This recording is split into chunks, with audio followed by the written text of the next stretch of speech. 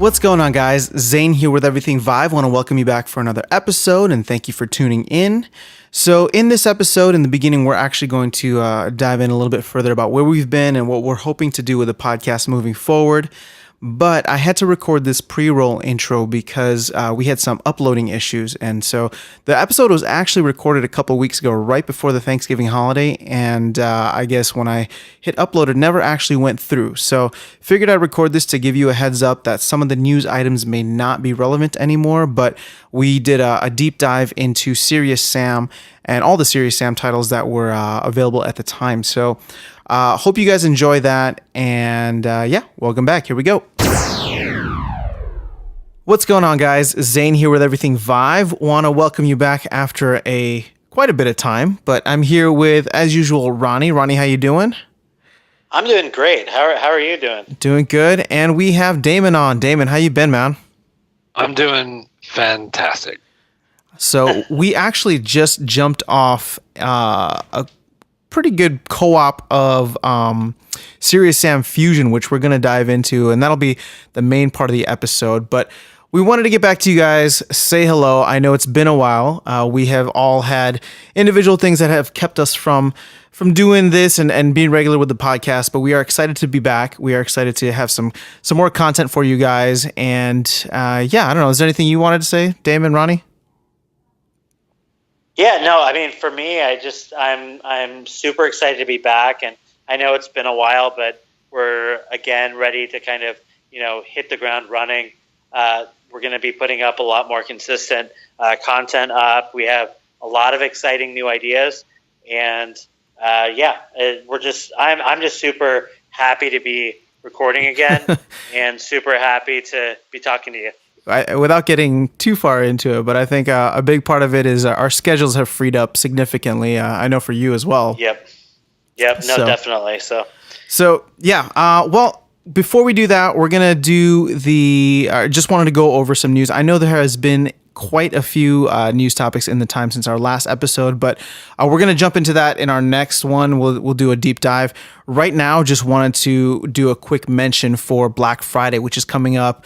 Big holiday here in the US and North America. But if you don't have a Vive yet and you're looking to get one, they have a deal going on for Black Friday. I believe if you buy it from November 24th through 27th, you get the audio strap with the Vive, so the deluxe audio strap, the Vive, and Fallout 4 for $600, which is a pretty good deal considering the audio strap on its own is $100, and Fallout 4 is going to be $60 when it comes out in December.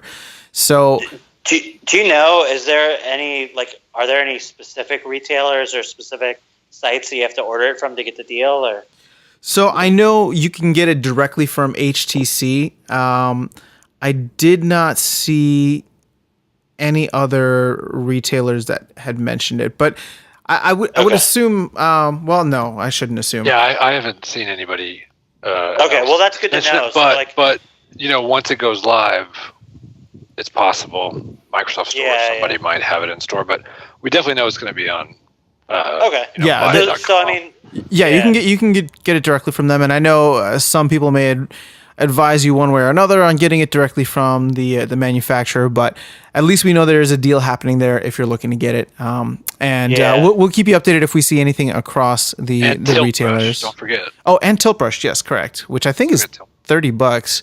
It is. Yeah, so it's a decent chunk of change. I mean, it's almost $100 in games, $100 in peripheral accessories, deluxe audio strap accessories. So would not be a bad time to jump into the whole VR thing. With that being said, do you guys have any other burning news items, or I know we're going to do a deep dive next week, so if not. Yeah, no, I mean, the big thing, like we kind of mentioned a little bit earlier, we were discussing off air, would be, the focus, the Vive focus in China, but that's something I think that can wait. But just since anyone listening, that is something we are aware of, that just kind of, was announced, and we've talked about it a little bit in the past, but we'll be talking, I'm sure, more about it in the future. So yeah, no, absolutely. So Like I said, our next episode will be more of the older format where we will do like a news session first and then game talk. But right now, we're really excited to talk Serious Sam. And the reason for this, so we're going to do a deep dive into the previous Serious Sam games that have come out. There are 3 of them so far: Serious Sam Last Hope, First Encounter, Second Encounter, and then Fusion, which combines all of them. Damon, let me know if I'm getting that correct. But Fusion is like where you can just jump in and out of any of the games that you want, or any of the levels that you want in any of the games.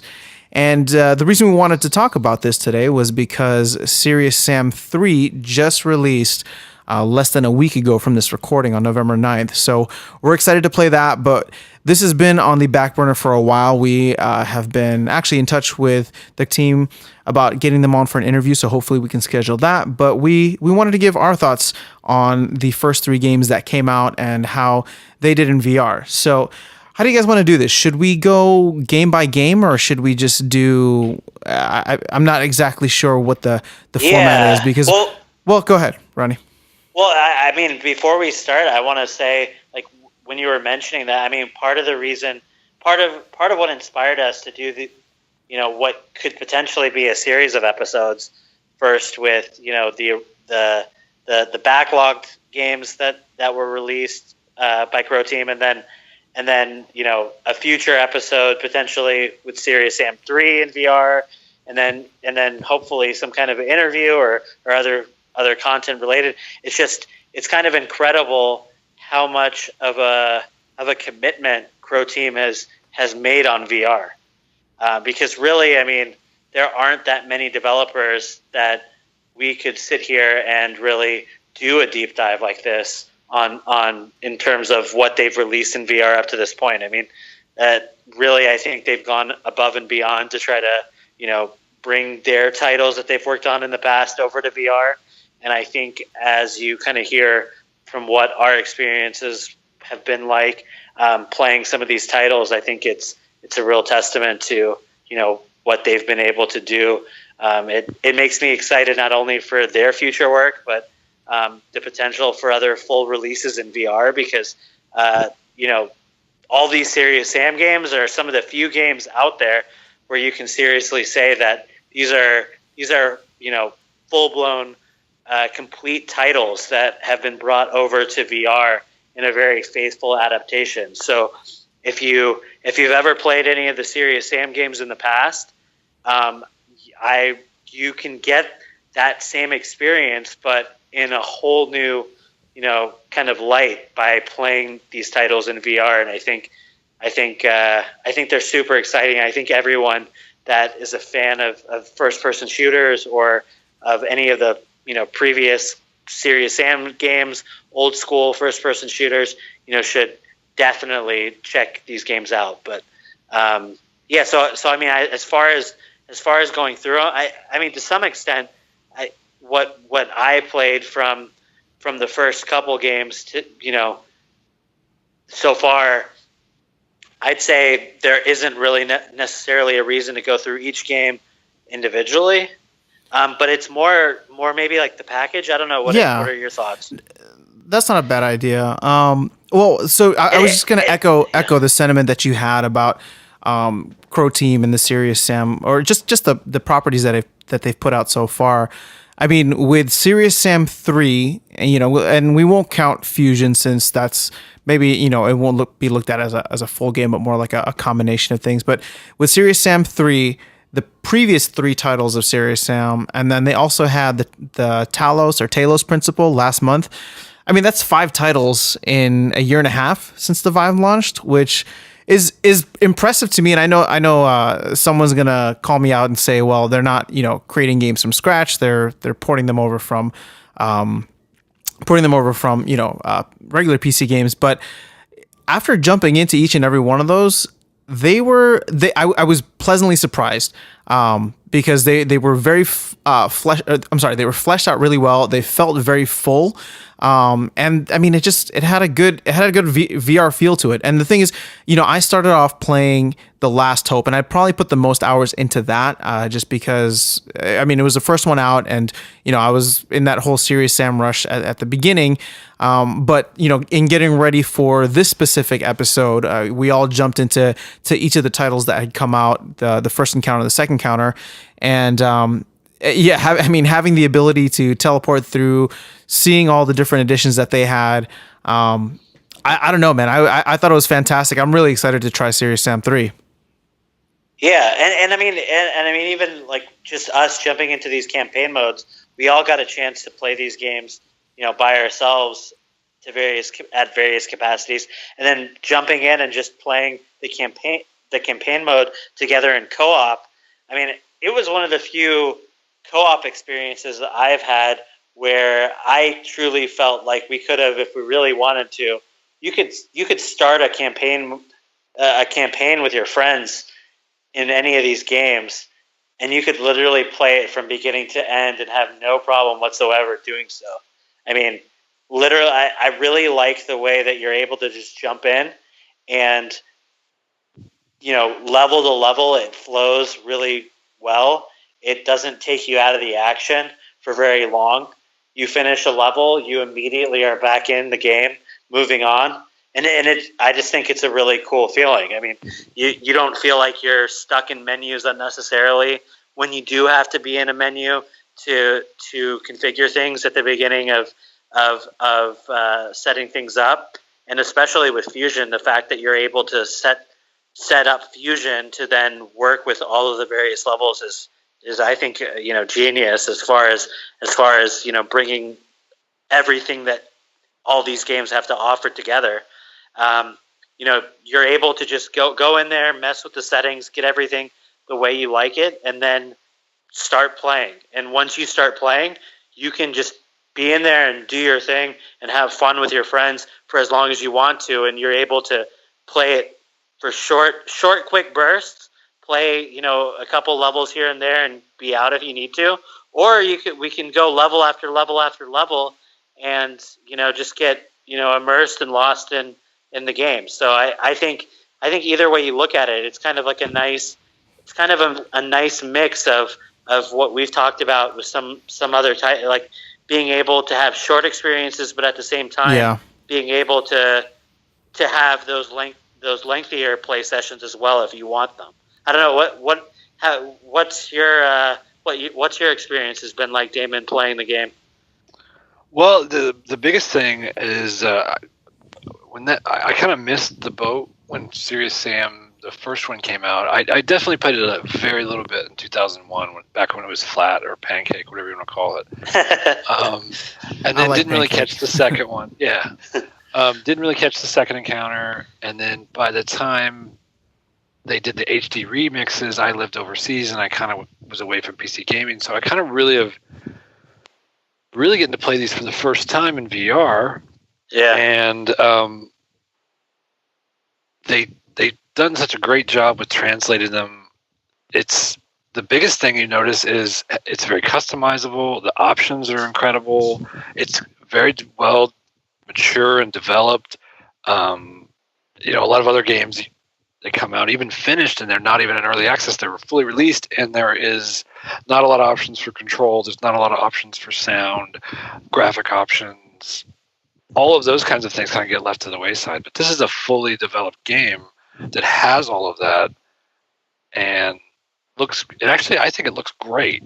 Considering the game came out in 2001 and they redid it in 2009. And one of the things I was just going to mention on that front is the fact that the games run so well. I mean, I haven't had a chance to play Serious Sam 3 yet, but like you said, the fact that they're, it's a very mature, franchise, the engine, runs great. And I mean, just like when you're playing the game, flat 2D, however you want to call it, pancake, the fact that the frame rate was so high previously just means that it translates that well to VR. Because I mean, granted, I have a high-end system, but I was able to crank up the the resolution setting super high, and everything just looks really, really clear.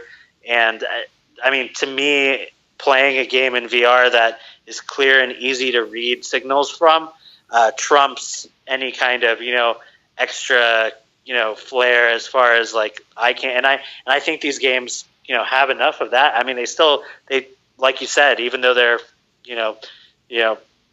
approaching 20 years, I guess now 15 years, whatever.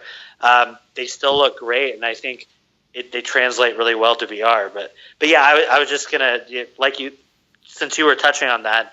I mean, that was one of the things that I thought impressed me the most was how great they ran. Yeah, the performance on them was fantastic. The games themselves are just. I mean, I'm not going to call it any kind of like arcade type gameplay, even though there is some aspects of that there. The gameplay on them is just kind of, it's relentless yet gives you time to breathe. It's got a great sense of humor. It harkens back, I would say, to Duke Nukem back in the very early days. Yeah. So it pulls a lot of that forward. But Yep. then in VR, we all love VR. We love what VR does for games. I think Serious Sam does everything right in VR when it comes to first-person shooters. And the first encounter, the second encounter, they just translated very well.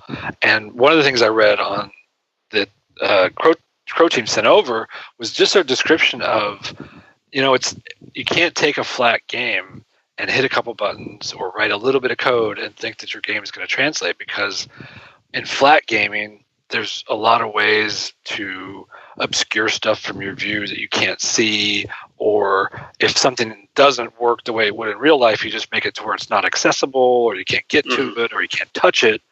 But in VR, it breaks the whole game if there's something in the game that you're supposed to grab, or supposed to do, or you would in your head think, oh, well, I should be able to, walk through that or touch that or whatever, and you can't. It kind of kills it. So I think on that it's a lot of work, and they've taken some flack for. I know that Croteam is certainly on Reddit. They've taken some flack for their pricing, but they're basically going back and having to do, a ton of work and overhaul to get these games to a point where they will not only run in VR but look great and be fun to play and work well. So that's the first half. I'm really really impressed with that. And then the big thing too is it's just a lot of fun. I mean, they're just so much fun, and really co-op is where it shines. Well, and I was going to say, going off of the pricing stuff that you had mentioned, I mean, I think if it takes a little bit higher prices to get developers interested in porting games to VR the right way, I mean, I think people should be all for it and be supporting it. I mean, it's one thing when you can tell that someone hasn't really taken the time to do something right, but these ports, you can tell a lot of love and craft have gone into them. And I mean, one of the things that I was concerned about before even playing the games is just how some of those levels and some of the enemy spawn points would translate into VR, because if any of you out there have played Serious Sam on the PC before, that enemy spawn points are very aggressive in the game, and people, enemies will be coming at you from all directions, and you really have to use sound cues and a lot of other, contexts, other situations to kind of, be able to handle yourself in the game. And I thought they did a really good job in these ports. And I'd be curious if we get the chance to ever talk more to anyone from Croteam over there about what kind of steps that they took to really bring the titles over. I'd be curious, to what extent they had to tweak stuff like spawn points, because I didn't feel like there were very many times, if any, while I was playing the games with you guys and by myself, where I thought they were being unfair about spawning people behind us, at the same time, very balanced. Yeah, at the same time, balance is the right key, because I also didn't feel like enemies were only spawning in front of me or always just choreographed to where a simple thing to do in VR would be to just say no one's ever going to spawn behind you ever, because that's not fun. and I just feel like they struck a pretty good balance about, sometimes you get surprised. Sometimes they're in all directions. Yeah. But they did a good job of picking the right moments to do that, and in places where it would be unfair and unfun, they stay away from that, where I think the original game would have spawned more enemies behind you or whatnot. So like you can tell that they probably spent a lot of time kind of tweaking those things to make it feel right in VR. And I mean, some of the most fun I had with you guys was in those big environments, being able to kind of circle strafe and kind of protect you guys, watch your back, playing in co-op. And that's, like you said, I think that's one of the coolest parts of this game, is being able to play with your friends and then being able to see these enemies are about to, jump, they're about to get you from behind, and just, from far away, kind of sniping them off and feeling like you're saving your buddies. It's like a really cool feeling, I think. But it's not a sim. It's not like a sim or a mil sim or something where it's just brutal, which has its place and is fine. But like it's just blowing stuff up and shooting a lot of stuff and I actually want to touch on what you said earlier about it. I think you were trying to shy away from calling it arcadey, but I would say that it does have a very arcade feel, and I mean that in the best sense possible. Whereas like anybody can jump in and quickly get into it. We've played a lot of games, especially a lot of shooting games that are very difficult to navigate, like in terms of controls. So whether that's reloading, switching weapons, things like that. Here it's like you jump in, there's crazy monsters running at you and you shoot them, and you have unlimited ammo for a certain, or at least a basic weapon. You have your melee weapon, and then you have items that you can pick up. So to me, that felt very arcadey, but like I said, in the best sense possible. Yeah. But what's even better is the fact that yes, it has the ease of an arcade game, but it has so much more depth. And I'm not gonna compare it to games that are RPG type games or things like that, where you can go and explore a lot. But you do feel this sense of like a huge world, and especially when you're fighting these gigantic monsters as we did, there's just a bigger sense of what the game is once you're inside of it. I know the last hope is just you standing in one spot, and while that's great and all, like I actually enjoyed it, but once I started playing, the first and second encounter, having that movement option and being able to traverse through all these different levels and different environments, and there was a different sense to it of exploration, of going through, and just to touch on like the multiplayer aspect, when I'm going through it by myself, I know it's not it's not like a horror genre, but I'm just I'll admit it now, I'm not good with jump scares. So the entire time I was going through it on my own, I'm still nervous. You like jump into a room and all of a sudden they're just like surrounding you from all over. It was a completely different experience when the three of us were in the game together. So much more fun because, like you were saying, Ronnie, it's just like, hey, we're covering each other. We got each other's backs. We're all talking, laughing, having fun about it, saying, hey, watch out for the boulder, things like that.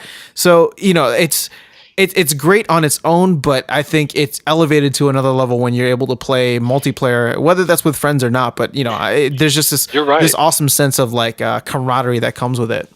It's a lot different of a game by yourself. It's a little creepy when you're playing by yourself. Those guys are like 8 feet tall when they're running at you. So one of the funny things that like both of you guys kind of made me think is like, when you're playing, like when I was playing by myself, I felt like I was a little bit more in control in a sense, because you can kind of tell, okay, if I pick up this power up, or if I move into this area of the room, I'm going to spawn these bad guys, and then I'm going to have to take. So like if you're playing kind of more methodically, you can kind of plan things out a little bit better. Mm-hmm.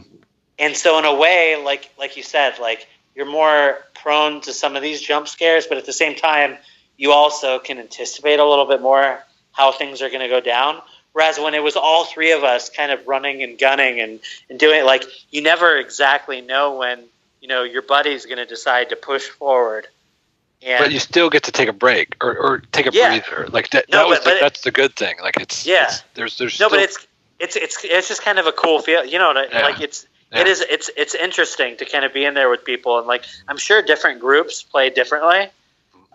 It was just something that I noticed that like the pacing is a little bit different in terms of it's still very, like you said, like there's still lulls in the action to kind of regroup. You're in those big, like, you feel like there were a couple of moments where we had some really big firefights, and afterwards you kind of get a chance to like you said, take a breather, walk around the room, try to find some some power ups before moving on and all that kind of stuff. But yeah, it is for anyone that's played this game or these games by themselves.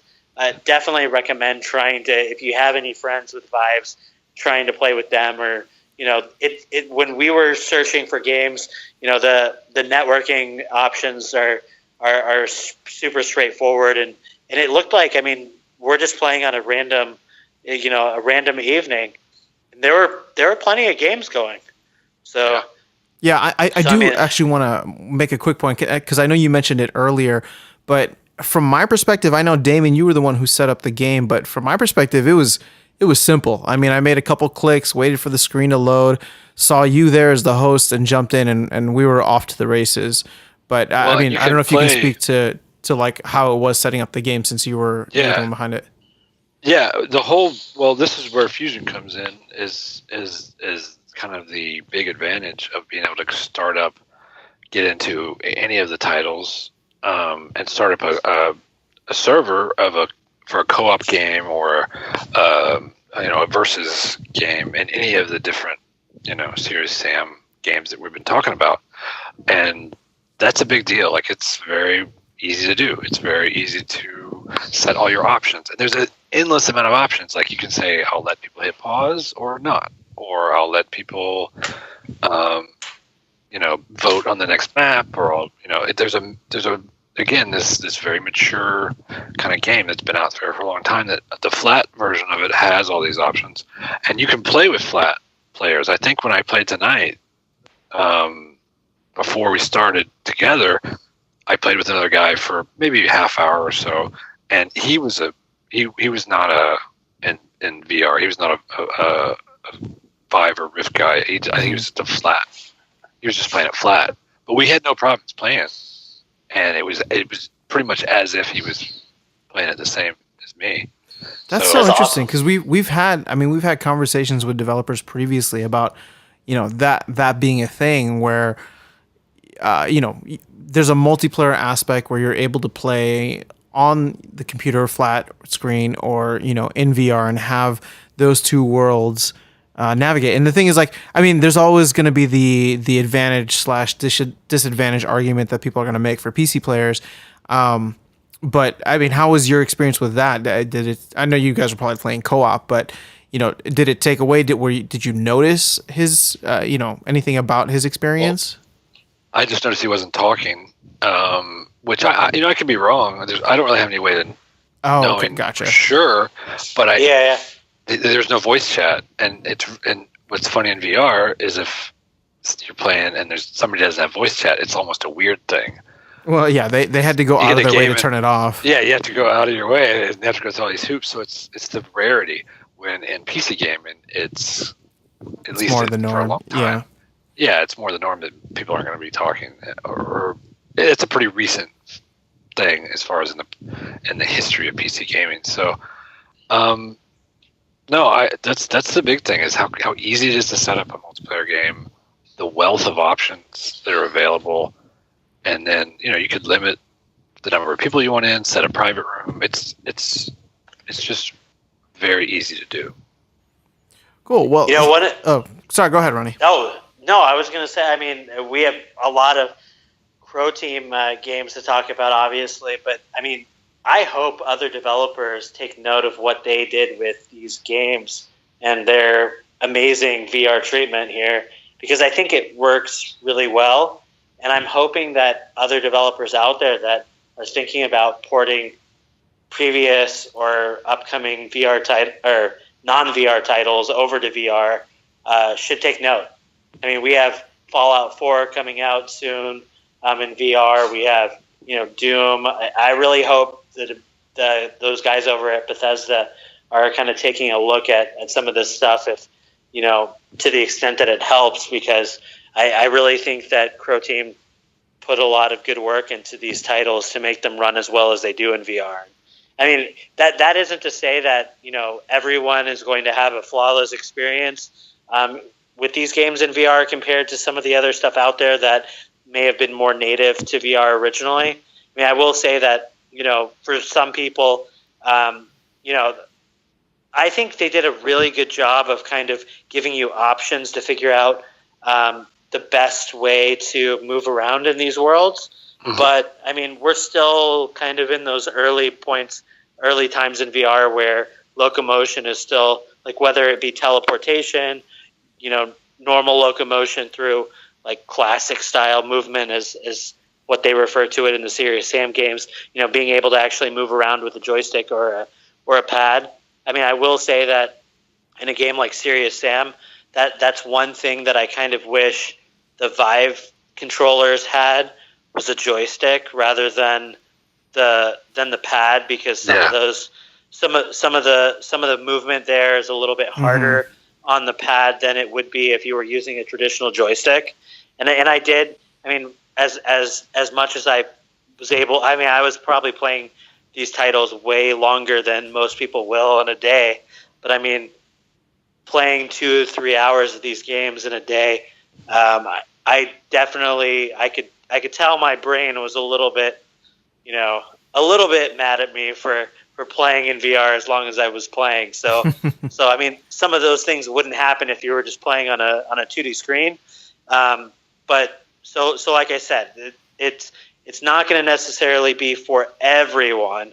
But that said, I do think that Croteam gives you the options to customize the experience to the greatest extent possible to make it work for you. So that is one thing for people out there that may not have played these games, may not have played more traditional first-person shooters in virtual reality. Just to keep in mind is that you may not boot up the game right away and necessarily feel like it's set up exactly the way you want it, because everybody's a little different. The thing that Croteam did such a good job with these games is being able to give you the tools to be able to go into the settings and customize things to your preference.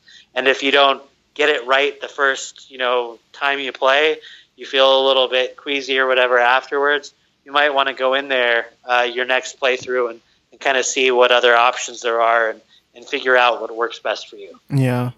Well, so I have a question now, and I'm going to ask you guys this because I think your backgrounds in gaming are a little bit more extensive than mine. But let's have a little pitch me session.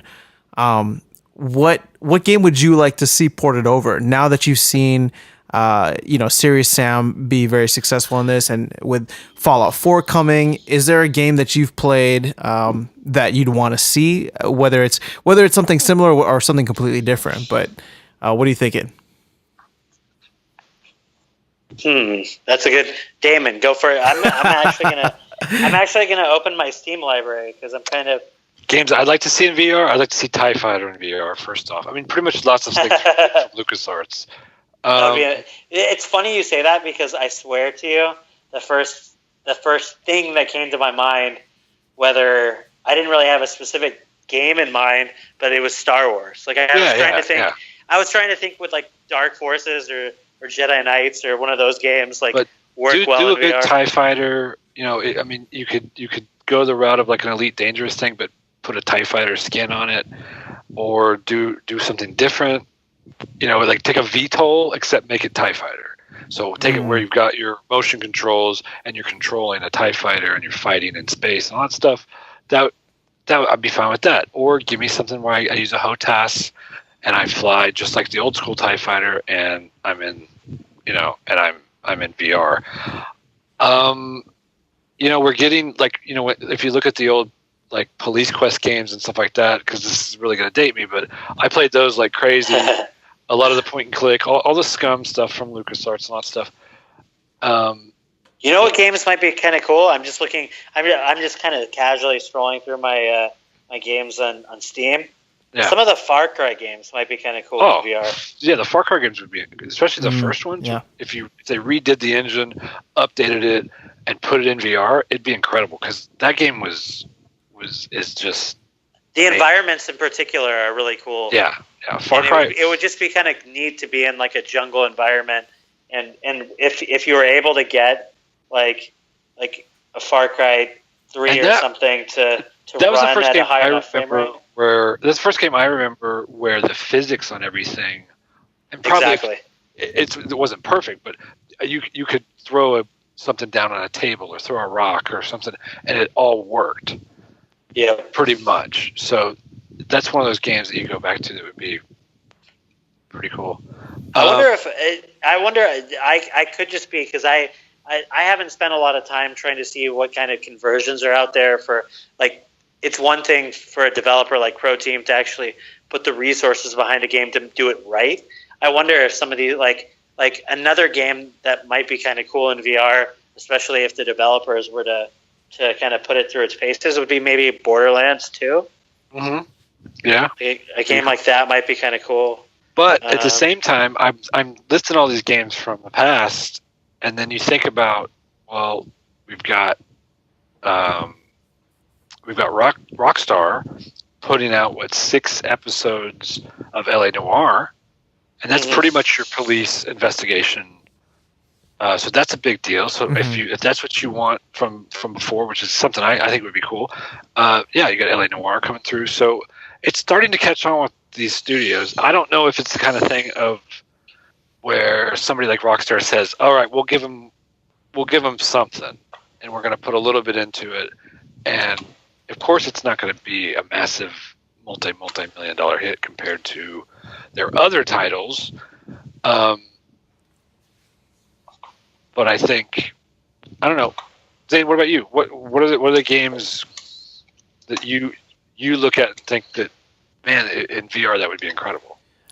Well, I mean, you just mentioned Rockstar, which is one that I had in mind because they did the GTA games, didn't they? Yeah. Yeah, I mean that's always something that's always something that I thought would be almost overwhelming in a sense in VR. I mean, some of the things that you do in that game are borderline unethical, and having standing in that world and stealing cars from people and gunning them down. I don't know.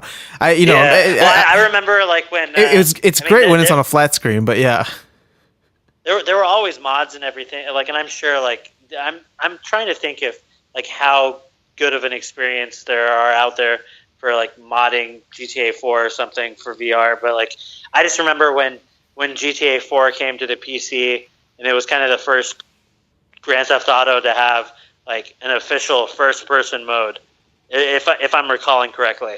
I just remember that being kind of a big deal because people were saying, "Oh man, like, you know, playing GTA in first person on like a flat screen, like so immersive, like you're doing all these super sketchy, like you said, like now I'm not just this character, it's like I'm the one that's beating up the old lady." And like it's just so I just kind of laughing at like, you know, how people were kind of taking that kind of situation, just bringing it into first person, like how much more VR, you know, kind of puts you into that. I mean, exponentially more. And I mean, if that ever came out, Alien Isolation, perfect example. You play the flat version of the game, and it's creepy. It's kind of a unsettling game, but you play it in VR, and I mean, dude, I'm not gonna lie. I played a lot of that game, like just normal PC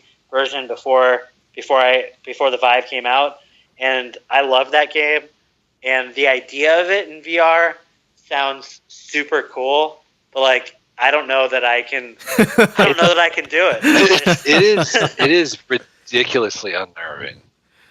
If it was a fully polished VR game that they actually put money, time, and resources into completing, I I think that would be the one thing holding it back from making a lot of money is people would just it is just unsettling when you play it. But that's the thing. You've got that. So Grand Theft Auto would have a similar effect. I think that's what everybody is asking for. Careful what you wish for. Yeah. I wasn't saying I was necessarily wishing for it, but I mean, I'm trying to think of games that, the type of games that you could get lost in for hours, right? And like I said, my gaming background or experience is much less extensive than your guys's. I mean, I was much more into like sports games, which if they find a way to port, Madden into it and actually make it realistic or something, then I'm all in for that. But I just don't see how that can be I don't see how that can be like realistic in VR, at least up until this point.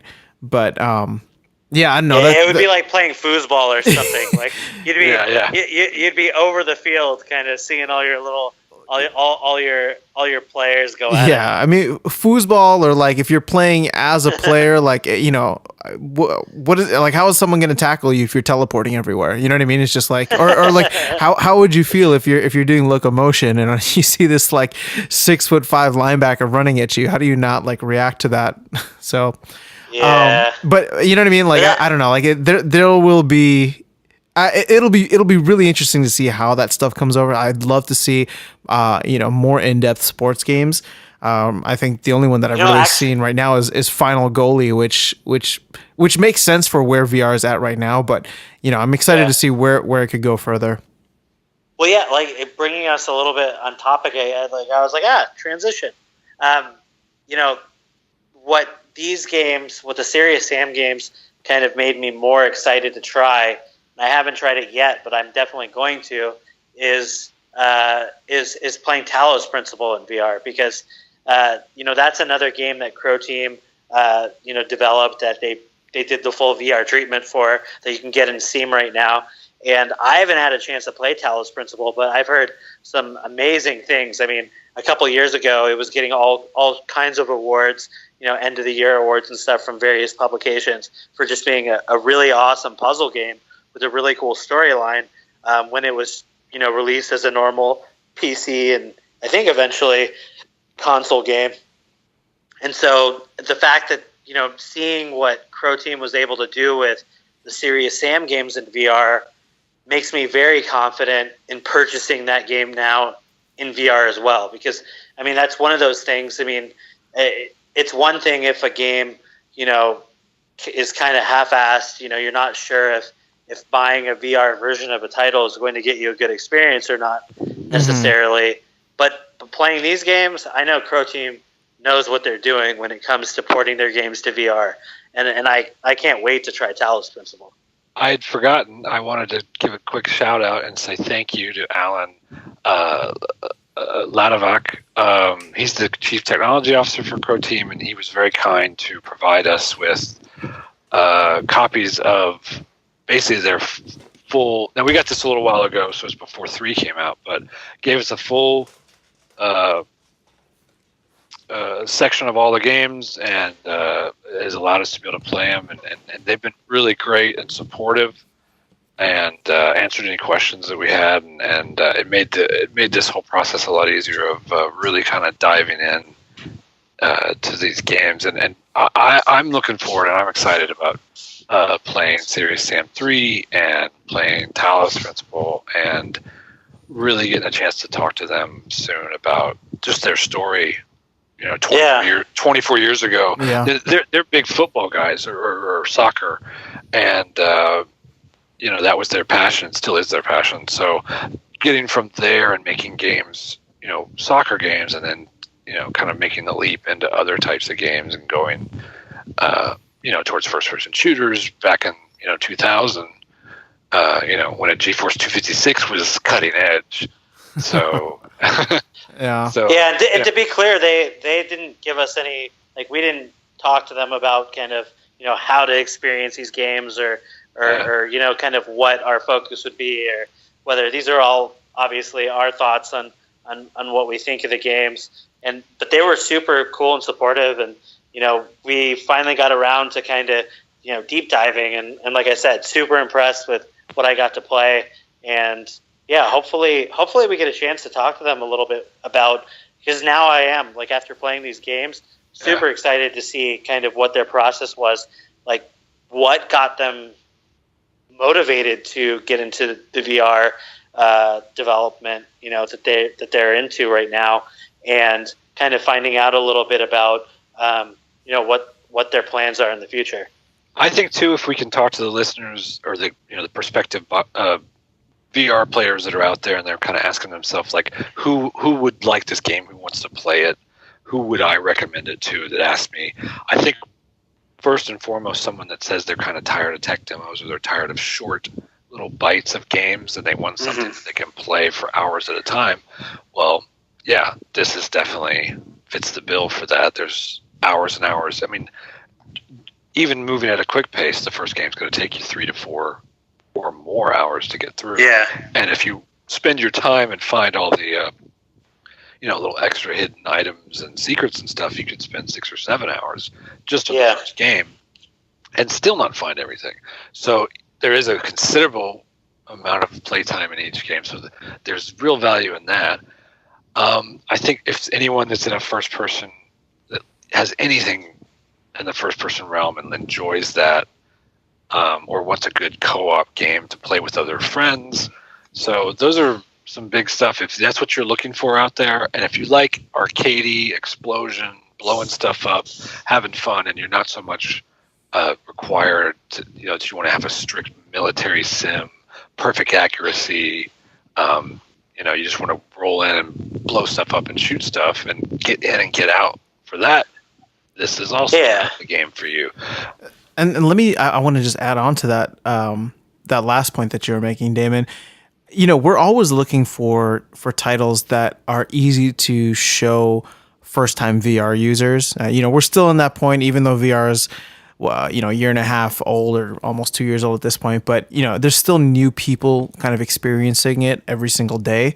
I like I said, I had played Last Hope before, but now after playing First and Second Encounter and Fusion, like, I actually feel comfortable just, after somebody does the tutorial, to just throw them in, because it was much more intuitive than I thought it would be. I thought, like, my just impression of it was that it was probably going to be complicated compared to like other games that we had played. But like I said, I'm using arcade or arcade-ish, arcadey in the best way possible, in the sense that I feel comfortable throwing someone in there who wants to do that first-person shooter, where they don't have to learn too much, but they can have fun literally from the first minute that they're in there. Yeah. Sorry. Oh, go ahead. Oh, well, I was saying, in your toolbox of, what you're going to have to do demos for VR, these games are good in that, like, you've got The Last Hope, which is a wave shooter. It's a very, very polished and good wave shooter, but I like having Space Pirate Trainer in my demo list, but I think Last Hope is nice because you jump in and you start shooting stuff. Space Pirate Trainer, I always have to kind of really coach people with the trackpads of, hey, you're going to have to spend a couple minutes in this, at this little arena in front of the ship and practice with the trackpads. This is the weapons. This is what they do. Like, I have to take a couple minutes, because otherwise, yeah, that's true. Yeah, they accidentally get off. I don't even tell people that there are different types of guns. I just throw them in there and tell them if they want a shield, just reach behind their back, and then then like the thing is, like, if they're a little bit more experienced, if they know what they're doing, then I'll explain the trackpad thing to them. But I totally get what you're saying. But you could totally throw someone in Last Hope and then just blow stuff up and have. Yeah. No, and that's actually a really good for people that are new to VR. I mean, right now, I'd say that if you're just getting a Vive and you're looking for a solid experience, something that'll give you a lot of value, I think finding these games kind of as a bundle, perhaps in some kind of a Steam sale, even since we're approaching Thanksgiving and everything. I think that's a really good approach, because, I would be a little hesitant, me personally, giving any new player a game that requires like a lot of teleportation or a lot of locomotion. But kind of like what you both were saying, like the games that Croteam has put out in VR, they started with Last Hope and then moved on to bringing over the first and second encounters. Because I remember when I first tried Last Hope, as someone that had played already a lot of wave shooters, thinking, man, this is awesome. I just wish I could move around. And that's what first and second counter then brought to me. And then it was just exactly kind of what I was hoping for, right? But for new VR players, I think Last Hope is a great start. And that's a game that you could pick up and show someone and not have to worry about them being too intimidated about, maybe start them at a lower difficulty level, because things can get pretty intense pretty quickly in that. But okay. But I mean, besides that was just my initial thoughts, because I do think that these games are they are really good. So we've tons of praise on every Serious Sam VR game they've done, and Last Hope. So so what's our criticism? So we've got to have some kind of criticism for it in general. I mean, what I was kind of alluding to before for me, and is really just the fact that I still think I'm trying to hone in on what control scheme works best for me. So I would say that I do, after about 40 minutes or so, I do start to get pretty nauseous. And I think that's more because of how I'm setting things up. Like, I recognize that I should probably be having the rotation on, but I'm turning that off because, to me, for some reason, I am not quite used to rotating myself quickly in these games. Like, I'd rather move physically in my space while also either teleporting or so. I think what's making me sick is that after a while, I'm not teleporting, so I'm using locomotion like with the trackpad, but instead of using quick rotations, I'm going with the trackpad, but then I'm turning physically in my room with the trackpad in circles. Yeah. And I think doing that too much in specific areas in the game, I start going in circles in the room one way and like strafing another way, and that's just like a recipe for a disaster, I think. So that's one. I mean, it's not really a criticism per se, because I'm not exactly sure. I think they do everything right in the game as far as give you the options to kind of like, if anything, like I'm thinking I should probably go back in there, probably turn the quick rotations back on and get used to trying to use those instead of physically rotating to see if that helps. But I mean, they did a good job of, like, they limit your field of view when you're moving. It's kind of similar to Google Earth in a sense, where there's grids on the side of views, and I know that helps with motion sickness. They give you the option to teleport. They give you the option to blink versus normal teleport. They give you so many options. And for a game like this, like, I also don't think it's fair to criticize it for being too simplistic, because that's what Serious Sam is.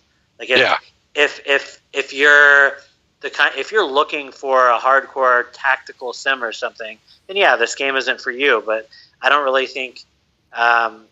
Hopefully people know what they're getting. Like, Serious Sam is a somewhat known quantity at this point, as far as, like, you should know kind of, you don't play Doom to, like, or you don't, like, buy a Doom game and give it to, like, a little kid, and there are certain things that you expect. Like, a Serious Sam game is going to be an arcadey, fun, like, kind of light, experience like that, challenging, but not for the same reasons that a game like Onward is going to be challenging. So, I think we can forgive, like it is an older game, so undoubtedly. But when you look at the quality of it right now and compare it with some of the games out there that are completely independent developers, where it's one guy and he's learning as he goes, and he has a great game, but he's still not an artist, and he's not making the most beautiful game in the world. He's working on it. It will get better and better. But when we compare those games to a game like this that was originally from 2001 and updated in 2009, again, you can criticize it and say, it doesn't look as good as some of the other games out there. But in VR, it's kind of an even playing field when it comes to that. So Yeah. Those are easy criticisms that come to mind, like how it looks. You could say that, but again, come on, it's an older game that they've and quite frankly, completely for me, overhauled over more than once. Yeah, for me, I think some of the way it looks and like the technical, like if you were just looking at it as like just a PC game, for example, yeah, like some of those like the engine and like what you're like, yeah, I mean for better, like maybe I'm trying to think of a better way to put it, but I mean graphically it's not super impressive or whatever. I think actually in VR it is impressive. Like it comes off very well. Yeah, it does. Because I think the key in VR, for me anyways, I think it's more important to be able to see things clearly and for the game to run smoothly than anything else. Yeah. So a game like Serious Sam, even I mean, and that's why I'd be curious to see how Serious Sam 3 is a little bit more advanced graphically than 1 and 2. 2, you can tell when you play the second encounter that it's a little bit more advanced than the first encounter. Like you'll see like more, just more objects, more polygon, like just more of everything. Yeah. So I'm kind of curious as to how 3 plays. But I mean, me personally, I think the simplicity plays to its advantage in VR because everything runs great. It's all smooth. You see, like it's when there's enemies in front of you, you see them clearly. There isn't any kind of confusion. There isn't too many particle effects like rockets and blasts from enemies and all that. Everything's big and clear and like visible. Yeah. And I really like that about it. I was able to, like I mentioned before, I was able to crank up the resolution quite a bit, and the game still runs great, which means it just looks that much clearer, right? So you get rid of whatever screen door effect there would be to like a pretty decent amount. So anyways, what I was kind of getting at is in some ways how well Serious Sam played in VR made me kind of wonder how well some of these other games are going to translate to VR that are more modern. So like a game that's very comparable to Serious Sam, I would say, in some aspects, is Doom. I mean, if you think about it, in a lot of ways, the gameplay that Serious Sam brings to the table harkens back to games like Doom, like back Absolutely. In the day where you're just like, running and gunning quickly, taking care of these like, mindless enemies, whatever. Modern Doom, in a lot of ways, plays like that. It's a little bit different in terms of like you read the enemies a little bit more than in Serious Sam. I guess that's a little bit from the past Dooms, whatever. But I mean, the new Doom that came out is an amazing game, right? In 2D, like I love the hell out of that game. Playing it just normal PC. I'm wondering how, as well as that game runs on most systems, there's a lot more going on. Scenes are a lot more detailed. I wonder if it's going to translate as well to VR as a game like Serious Sam. Like I'm just hoping. Like on one hand, it could be amazing. It could be super exciting. That extra graphical fidelity just makes you feel even more like you're there. Like these are real demons that you're fighting and all of that. To some extent, though, like maybe all that motion blur and sparks flying around in the air and all that stuff is just going to serve to further distract me, and it's not going to be as fun of an experience. Like I don't really know, so I don't want to. Or the 10% of the 0.01% of PC gamers, which is VR people that have a 1080 or higher, will love it because it's going to run, pretty well. But then everybody that has a 970 or 980 or maybe doesn't have the last 2 generations of i5s or i7s is going to be like, there's no way. I'm in the same camp. I really, really, really want Doom. It's funny how Doom was the thing that people were like, when it was announced, everybody was like, snooze, whatever. But then in Fallout 4 was the thing everybody was going crazy about. And now I see way more people commenting about Doom and excited about Doom more so than Fallout 4. So I don't know if it's just people trying to adjust themselves to not get too excited to be let down or whatever that is. But I'm in both camps. Yeah, I want both games because I'm a big Fallout fan, and I've played, Doom and Quake. Yeah. From day one, from the very first version and from DOS and everything. So I'm very much anticipating it to be a system seller, hopefully. Yeah. But that's what that's like I said, turning kind of a criticism upside down in a sense. Like we'll be curious to see kind of how some of these other ports of games into VR how well they do. Like I don't know how Fallout 4 or Doom VR or any of these other titles are going to be yet, but I do know that I've played a couple of Serious Sam games that translated pretty damn well into VR. And so that's kind of what makes me hopeful that and why I commend Croteam for putting out a good product, because it gives people hope for some of these other titles that are going to be coming out. And it gives a good template too, I'd say. Yeah. But it's they just all they have to do is look at how they approach things. They've been in business for 23 years. They've been making games for 24 years. Sorry, they've been making games since 1993. So they've been doing it a long time.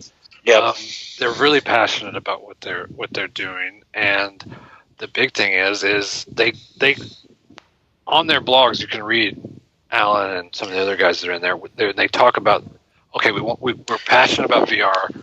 Everybody in the office kind of got addicted to it, and we know we want to play something in VR, and we want to create something in VR. They took 11 months and hammered out a VR game, which is The Last Hope, as a wave shooter, because that was what 11 months before it came out.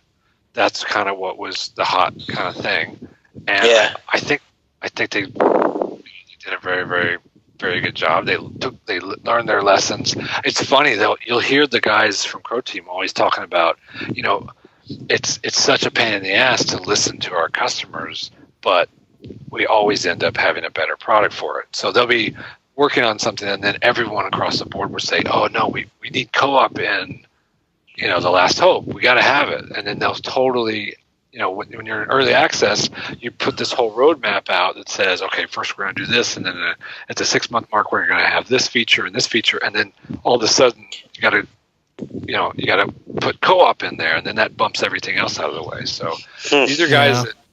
These are guys that they definitely listen to their customer base really well, and I think that's key. It shows in their games. People ask for stuff, look at raw data, look at any of the developers that listen to the customers and their players really well, which in the larger companies, the larger developers is not as common, but I think it's funny.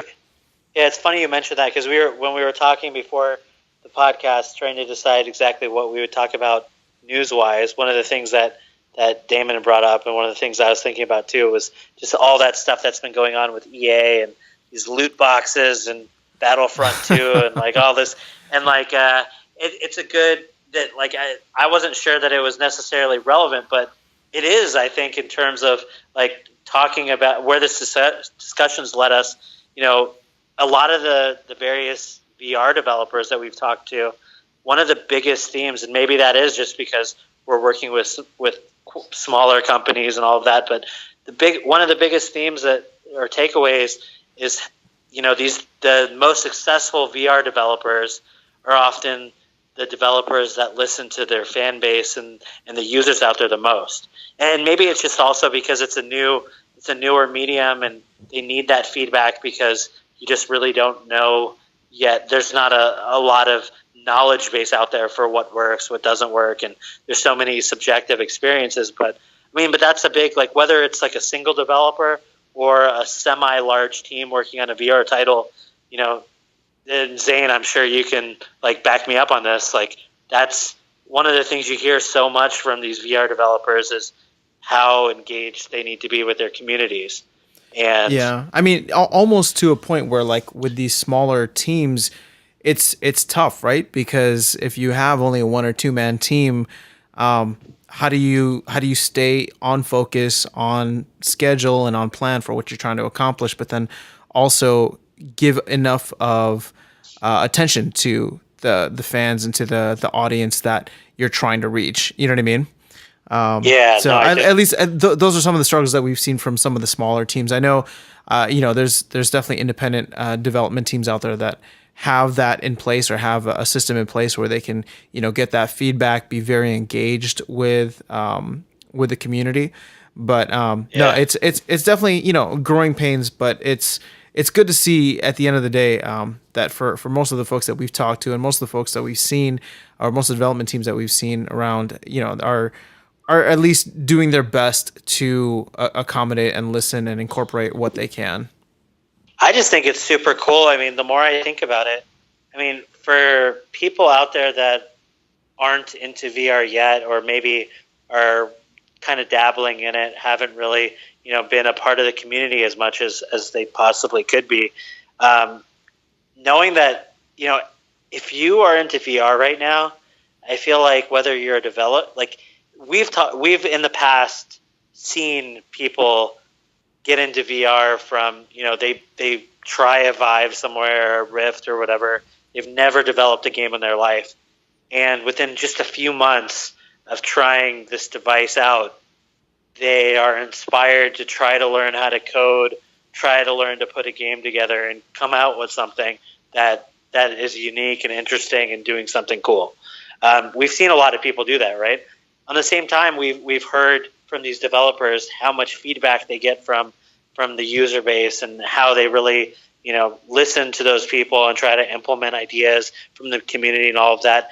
I just think it's cool that if you want to be a part of the development of VR now, whether you're an actual developer coding a game or whether you're someone just playing that's willing to take the time out of their day to go onto a message board and tell people their thoughts or write an email or this or that. Like I think you can, everyone out there that is into this stuff can have a significant, impact. A significant impact on the industry. And that's rare and really cool. And I don't know how long that's necessarily going to last. I mean, maybe 5-10 years from now, the VR industry is going to be just as mainstream and as some of these other, like I said, but that's a really cool thing that I think a lot of people that play VR might take for granted. Maybe they don't, because maybe they play other types of games too, but that's just something that's so unique and so interesting. And I think people that are out there that are into virtual reality should recognize kind of the cool, the amazing, I guess, time that we're living in right now with this stuff. Yeah, it's so early, and you hit the nail on the head. We're still right at the beginning. PCs, they had 20 years where they had to get sound, they had to get color graphics, controllers, a card to put in there just so you could plug a joystick into your computer, operating systems, everything had to come along beforehand, and then the games started showing up, and then you had that original version of Elite, and then text adventures, and every kind of game slowly came, and nobody was getting rich for 20 years in PC gaming, and then mid-90s, then you've got Doom. Oh, and then an explosion of, okay, this is something new. This is something new. This is where empires have been built of PC developers that are have mountains of cash and everything, and so that ship sailed. This is VR's time. This is our kind of our brave new world. It's so early on, but like you said, it's a small sandbox. It's a much smaller group that's very passionate. So that you as one person in the VR landscape has a lot more ability to affect its future versus right now the PC landscape, where your chances are very slim that you'll have any input or effect in any way, shape, or form. Yeah. And the top executives from Electronic Arts and other companies, not only would they never want to ever talk to you or respond to you, they don't really even think about you. They're only thinking about the big picture. While these developers and even look at HTC, will talk directly to their customers, will talk to us, and they're very giving, they're very sharing, they're very appreciative, and we are appreciative of all of them. So I think it's exciting, and we're early in the game, but it's very exciting and very cool. Yeah, I couldn't agree more. And I feel like this is a good spot to wrap up because I think we're all having the warm and fuzzies thinking about the future of VR right now. Absolutely. But no, this has been fantastic, guys. I'm glad we're all back together playing some VR and obviously talking about it. But you guys have any final thoughts on Serious Sam, any of the titles specifically, or just all of them together for the listeners? For me, it's a really good product. Like I was saying before, if you can get them as a bundle, do so, because it's nice to have them all kind of as a package deal. And haven't had a chance to try Serious Sam 3 yet, but looking forward to that. I think Croteam did a great job on these games. And I would say to the listeners, tell us what you think. If you've already got them, if you've looking at getting them and you decide to buy them, give us feedback. Tell us, comment, send emails in. It's contact@everythingvive.com. Let us know what you think. We want to hear if you agree with this, if you think we're crazy, if you think that these games are a ripoff, if you think these games are incredible, if you broke your TV when playing them, or whatever. We really, really need to know if we're on the mark on this or not. But I think we are, because I think the games they're really, really fun to play, and they're worth every penny. Yeah, no, like I said, I hadn't jumped into them, and I don't want to say I had a preconceived notion of what it was. I just wasn't maybe sure what to expect. But after playing them, it was a lot of fun. It's something that, like I said earlier, I think is easy for anybody to grasp. And what's great is it's not just easy to grasp, but it's easy to enjoy no matter what your skill level or VR experience is. So, yeah, definitely a fan. But yeah, with that, we will close this episode out. Thank you guys for tuning in. I do want to make a quick mention. We will get back to the Steam card, gift card giveaways on the next episode. Like I said, this is something we just wanted to get out there again, since we had a chance to play Serious Sam. But we're going to get back to our normal format starting hopefully next week, but at least by the next episode. And we will talk to you guys again very, very soon. Take care.